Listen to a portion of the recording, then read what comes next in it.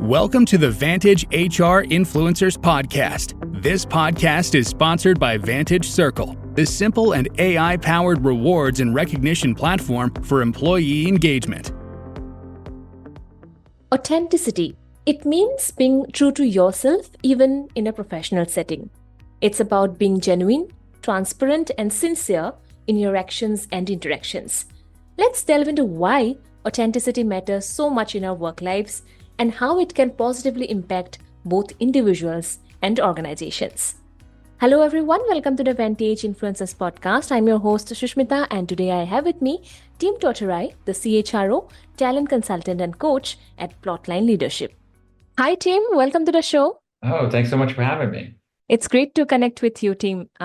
Before we delve into our discussion today on authenticity in the workplace, could you provide a brief overview of your corporate journey and share some interesting anecdotes or experiences that have influenced your perspectives about life? Sure, I'd be happy to. I used to joke that mine is the classic tale of a former karate instructor and nuclear fuel broker who switched gears to chase a career in human resources. But actually, I just did what most people do throughout their careers, and that meaning I leveraged transferable skills. So early on, I leveraged my sales experience to get a job selling training product, and I leveraged my teaching skills to thrive as a corporate trainer. And once I was in that environment, then I was just able to stay in learning mode. And so over time, I transitioned through being an instructor and a designer to roles in performance and talent management. And then ultimately, I just leveraged skill to skill and took advantage of some fantastic mentors throughout the course of my career and just listened, learned, and made my way from L&D to ultimately running a project management office for strategic HR initiatives. Then I went into M&A and did work there, and ultimately took a couple of turns as head of HR for a variety of different companies. And today, as president of Plotline Leadership, I help organizations change culture, enhance performance, and optimize talent. So that's the snapshot view of what I've been doing. Brilliant, team. What a remarkable journey you have had. So your professional experiences undoubtedly offer a wealth of wisdom that we are excited to tap into today. And as we delve into the captivating realm of authenticity in the workplace, we are very much eager to hear your insights. So let's begin by exploring what authenticity truly means in the context of work and how your journey has illuminated this concept throughout your career. Sure. Typically people associate authenticity with value. But what works for diamonds and collectibles doesn't necessarily work for leadership. It's a very different thing. And so I believe that before you kind of discuss something, you have to make sure that you have a shared definition of what you're talking about. And for me, authenticity, especially when it focuses on leadership, just means undisputed and genuine. You're thinking about something that's the actual, factual, bona fide, verified truth of a thing. And so when you think about it from a leadership perspective, authenticity doesn't place a value judgment. It just confirms that you are, in fact, a leader. And so from that perspective, there's no fluff, there's no feeling, there's no fakery around it. It just thinks about being that one item. And so what's really important to look at is how you became a leader. And if we take away nepotism and maybe rogue DEI things for a second, there's really only three ways that you could become an actual leader. And number one is by title. You can become it by opportunity, or you could have it through hard-won experience. And when you think about each of those in turn, you consider the person who gets leadership by a title. And we've all come in contact with these folks throughout our careers. I call them the corporate kings and queens. They have the VP, the senior VP title, and maybe it's legitimate and they earn it. But whether you feel they do or not, it really doesn't matter. They have to prove it day over day. So they were given that, and that's great. The second way is through opportunity. And this is that classic thing where everybody steps back and somebody steps up. And it's that hero moment, if you will. I mean, you think about like the soldier taking a hill or the fireman rushing into a building, or in a corporate sense, one of your colleagues stepping up to challenge a tough issue or maybe a popular topic, and they assume that leadership role by chance, by opportunity. And that's also great, but you can't schedule that. You can't schedule serendipity. You don't know when that's going to happen. And so while those two things can occur, most often people obtain the leadership role through hard-won experience. And so they get it over time by professional development, practical experience, and actually personal hardship. This is that you think about the karate sensei or the athlete turned coach, or the long won business executive who's done this for quite a while. It's really the most valuable type of leadership that you could have, because it's not based on title or luck or serendipity or knowing someone. It's based on consistent action, and thus your legitimacy is unquestioned. So to get back to the original question, when I think of authenticity in the context of leadership, it comes from actually having the title, but then backing it up through consistent action over time. Make sense? Yeah, definitely. That makes sense, obviously. And it's a great point, And what do you think about, generally when we talk about authenticity, it's about bringing your whole self to work. So do you think that's always the best approach to authenticity in the workplace? No, I laugh about this all the time. The whole concept of bringing your whole self to work drives me clinically insane. It really makes me nuts. And the reason I say that is, if you think about it, Attila the Hun was an authentic leader, right? He brought his whole self to work. Yeah. I don't know about you, but I don't want to work for that guy, right? It doesn't seem like that's the deal. And obviously that's a crazy example, but there are littered in the corporate environment with people that bring their whole self to work, and you would say, I would never want to be a part of that team or a part of that culture, or part of that people, that group. To me, I think authenticity is a buzzword that has gone completely berserk. It's this cliche that really just allows folks to justify any behavior, whether it's professional or appropriate or not. And there's a distinction here, right? I think that people should feel very comfortable and should be allowed and free to be themselves. But the difference is, we're not the same self everywhere all the time. If you think about it just from a personal context, you might explain something and use different language with your grandparents than you do with your college or university friends, right? It's a different environment. And so you're going to show up differently. People do it in the business environment where they adjust their presentation to the audience that they're working with. It's a natural thing, but somehow we've convinced ourselves that that's inauthentic, right? Yeah. That's not. It's totally authentic. It's not closeting your core. It's just nuance. And so, when we think about bringing your whole self to work and authenticity, for me, really need to allow ourselves the freedom to be complex and different and nuanced. And if we do that, it's just a much seamless view for everybody. To me, there's a lot of folks running around pretending to be authentic. And that's probably the worst thing you could possibly do. And we have like these two different words, that we generally say that personal and professional. So we don't have to be unauthentic in both. Like if you are not being, it's not like if you're not personally in your professional world, it's not like you are being unauthentic. Exactly. It's a great way to phrase it. But then how do you balance authenticity with professionalism in different work environments? Well, when you think about professional, you look at the audience. So I look at it as a presentation.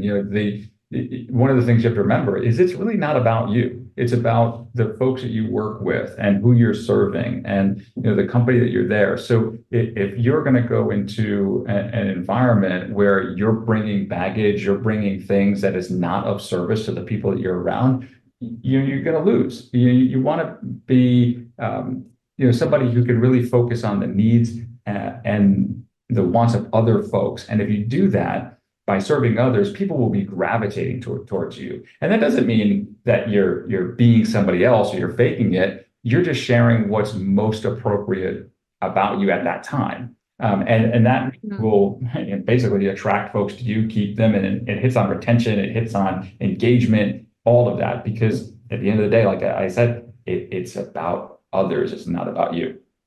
Makes sense. Again, on a related note, Tim, imposter syndrome, is something many people experience in their workplace. Would you like to shed some light on what imposter syndrome is and how it impacts employees?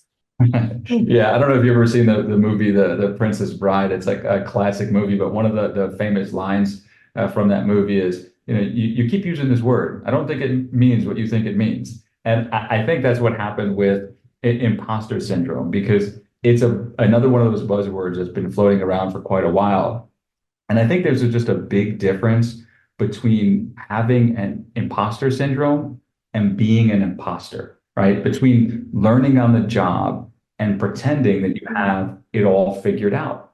And that's a huge distinction. One of the worst pieces of advice that folks can get, especially early in their careers, is to fake it until you make it, to act as if you're the boss.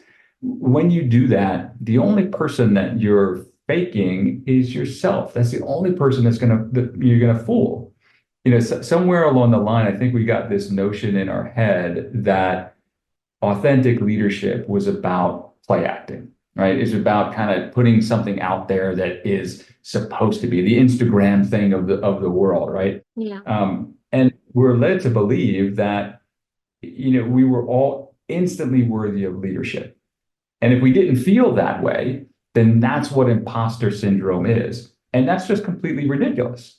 You hear all these stories about folks who, just out of college or freshers, and they're lamenting, quote unquote, imposter syndrome because they don't feel worthy of being CEO. Well, guess what? You're probably not worthy yet. And that's okay. You're not there. And so that's a big difference. When we think about the whole view of imposter syndrome, we really have to get specific around, is that legitimate imposter syndrome, or is that some kind of feeling that really, you need to put more proof in the pudding? And, there's always anomalies, right? There's the Zuckerbergs of the world. There's the Taylor Swift of the world. Every industry, every profession has folks that are just smarter, better, faster. They can do things at an earlier, age and time, and that's okay. But for most of us normal humans, right, we have to take time to learn and to grow and to do that. And that's natural. That's not imposter syndrome. Mm-hmm. And how do leaders and organizations as a whole, can address this phenomenon to support their employees if they are suffering from any of such a syndrome? Yeah, well, that's a really important question. I think, one of the things that you can do to support your staff in this topic is to first diagnose, with their help, what problem you're trying to solve, right? Because there are legitimate cases of imposter syndrome that are quite serious, right? And I've been a coach for 20 years, and this will come up quite often in practice. And so you really have to be thoughtful about what is the situation that you're facing. So as an example, if you have a well-seasoned, highly experienced and effective CEO that feels unworthy for the job despite this long history of accomplishment, well, that certainly could be imposter syndrome, but it actually might be something even more serious that a coach or an L&D practitioner or an organization really isn't qualified and shouldn't try to solve. That, frankly, might be more of on the clinical side of psychology, and hey, that needs to be referred out, and it's really not the business there. And that's probably the most pronounced kind of example. But there are other less serious things that do legitimately fall into that imposter syndrome, and there's a bunch of examples. I mean, you think about somebody who recently went through a layoff, and because of that, their confidence is shaken. Yeah. They're a great performer. They do really well, but they've had this experience, and so they're shaken, and now they feel, well, am I really worthy of doing this job? Did I have it all wrong? That's something you can work through with training, mentoring, coaching. That's an example of one. Another, certainly could be a situation where somebody's moving to a bigger role, right? They've had success in their career, and now they're taking another step. And part of them is saying, am I ready for this? Am I worthy for this? Well, everybody else is saying so because you got the job. And that might be, something where, yeah, that's imposter syndrome, and we need to work through that because, we need to show you the mirror that everybody else sees, right? Because you have that proof. Those are two things where if it's diagnosed properly, you can get folks the time and attention and help that they need. On the other side of it, though, there's folks that are just imposters. I mean, let's face it, right? These are people that are posing. They don't have the skill, experience, and resource that they think they do. And I'll give you kind of a far-fetched example, but there's a lot of folks out there in the coaching world that they're an intern. They get a certificate and they say and brand themselves as consultant to the C-suite. Well, are you really doing that? I don't know. That maybe, but I seriously doubt it. Or the other example I use all the time is I've never met a writer who wasn't a best-selling author. Everybody can't be a best-selling author. Are you the best-selling author on the block? What is that? And it's concerning to me when that you get into that fake it area. And the reason I say that is, I'm 100% supportive of people's goals and dreams and ambitions. I think that's all healthy. We should all have them. Yeah. But if you stray into misrepresenting your qualifications, then you lose credibility, and that's that difference. And so, your question about what can we do about it, I think, companies can provide folks mentors or coaches that have the ability to look at those two different things and then give people the push or the pull, right? They could tactfully, share reality, or they can, lift them up and say, here's what I see that you don't see, and it's a great thing. So that's that part of the balance, if that makes sense for you. Yeah, brilliant insights. And absolutely, overall, creating a supportive environment is the key to, supporting employees who suffer from a common, imposter syndrome. Shifting gears a bit, Tim, humble leadership, as we see, is gaining traction as an effective leadership style nowadays. So what are your thoughts on the connection between humility and authenticity in the workplace? Yeah, this is really important. I'm pretty passionate about this as a concept, and this is a way to frame leadership in general, because humble leadership is different than any other style or form of leadership. It's when you think about it, humble leaders, they find strength and confidence in their now. And what I mean by that is, they think about striving for tomorrow, but they're very rooted and balanced in today. And so they don't pretend that there's something they're not, but they also don't shrink from the greatness within themselves and the greatness within others. Frankly, it's very yin and yang, if you will, right? If they're new to a company, a group, a leadership view, if they're new to that, they embrace that newness and they leverage it as a strength. And that's another important thing. When I think about folks that are junior in their career, sometimes we don't value newness, and newness is a really great thing. You look at things differently, you bring great perspectives to things. All of that is incredibly valuable. And so humble leaders can do that. But if they are indeed experienced and they have a lot of background, well, then they'll leverage that wisdom and continue to learn in service of others. So when you think about a humble leader, they take pride in building others up, right? It's all about other people. And, I think they do 4 very specific things differently than everybody else or every other type of leader. Number one, they consistently develop on the job, and not only their development, but they develop others.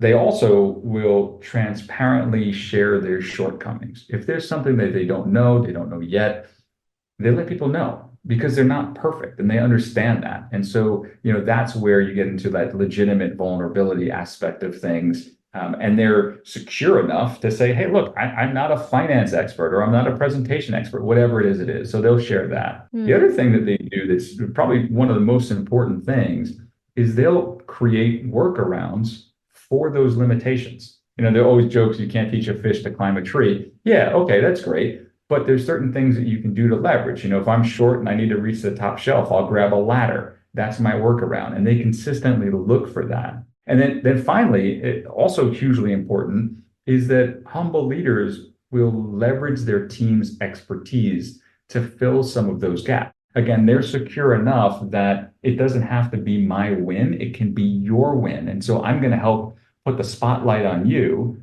because frankly, that makes us all look better.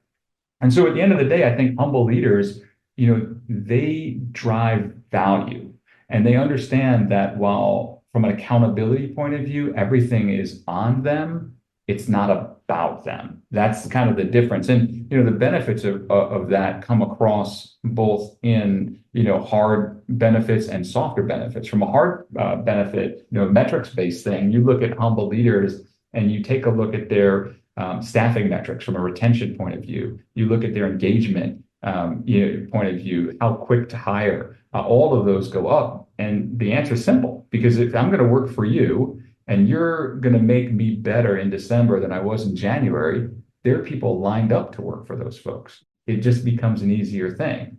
And on the softer side, when you place other people's needs first, yours get filled instantly. And so you don't have to have any of the burden of oversharing or pretending, because again, it's not about you, it's about them. So you put the spotlight on other folks, and it just becomes much easier to drive focus on them. There's no need to fake or to pretend or to act as if or any of those crazy things. So they are the perfect example of leading with integrity and empathy.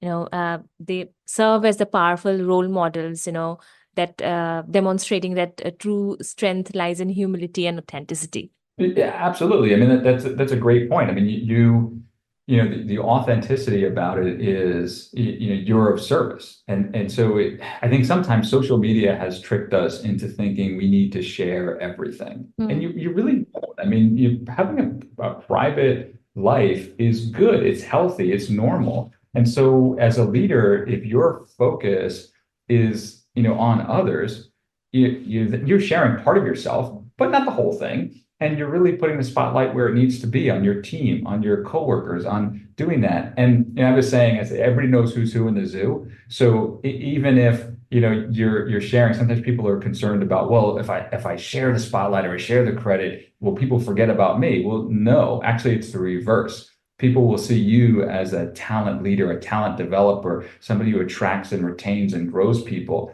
And that is hugely valuable. So it's counterintuitive, but it actually will work to your benefit in the long term. Yeah, that's a very powerful perspective, team.